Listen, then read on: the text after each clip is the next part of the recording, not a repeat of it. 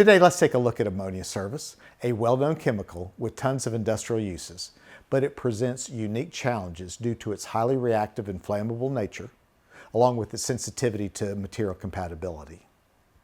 Commonly found in applications across fertilizer production, refrigeration, chemical processing, and industrial utilities, ammonia appears in several forms, including liquid ammonia, anhydrous ammonia, and ammonium hydroxide, each with slightly different handling requirements. Inside a valve, ammonia creates two operational hurdles. First, it has a very high thermal expansion rate.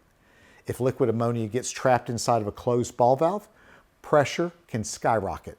That's why floating ball valves in ammonia service must use an upstream vent hole machined into the ball to prevent overpressurization.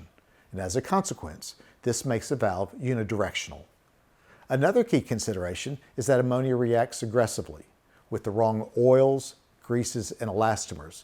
For that reason, all valve components must be thoroughly cleaned and assembled with ammonia-compatible lubricants. Valves are then vacuum packed with desiccant and labeled for ammonia service to prevent contamination before installation.